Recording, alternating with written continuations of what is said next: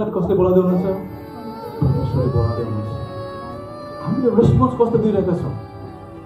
मरियम त्यहाँ 1 सेकेन्ड पनि उसले वेट गरेन, तुरुन्तै मरियम पनि के कुदेर गएको छ, प्रभुलाई दण्डवत गरेको छ। त्यही कुरा दोहोऱ्याएको छ। कुब्जु तपाईँ यहाँ आउनु भएको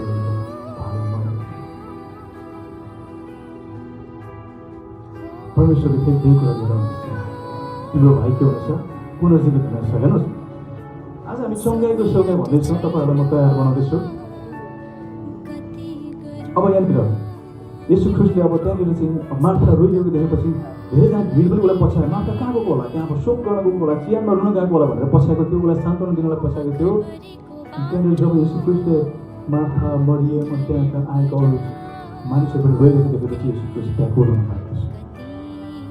यसु ख्रिस्ट व्याकुल हुनु त्यो परिस्थितिलाई देखेर, शैतानको कारणले, पापको कारणले मानिसहरू जुन परिस्थितिमा छन् त्यो कुराहरू देखेर यसु ख्रिस्ट व्याकुल हुनु भएको छ। त्यहाँनिर पनि विरोधीहरू पनि थियो। फेरि त्यो अन्धलाई त निको बनाउनाले चाहिँ लाजरसलाई पनि बचाउन सक्दैन थियो, विरोध गर्नेहरू पनि थियो। अनि यसु ख्रिस्टले जब त्यो दृश्य देख्नुभयो, यसु ख्रिस्ट 35 पदमा के हुनुभएको छ? रोनु भएको छ। बाइबलको सबैभन्दा छोटो पद यसो रोनुभयो। याद गर्नुहोस्, यसु ख्रिस्ट परमेश्वर पनि हुनुहुन्थ्यो, मानिसको स्वरमा पनि हुनुहुन्थ्यो।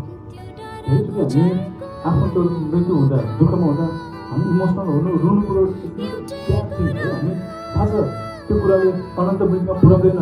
हामी स्वर्गमा भेट्छौँ, तर मानिस हामी शरीरमा हुँदै गर्दा पनि हामी चोट लाग्छ, दुःख परिस्थिति आउँछ।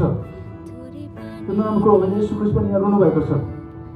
योबाट अझै प्रकट हुन्छ कि कति धेरै प्रेम गराउँथ्यो यसु ख्रिस्टले मार्थालाई, मरियमलाई, यो घटनालाई कति प्रेम गर्नुहुन्थ्यो भन्ने कुरा। अब हेर्नुहोस्,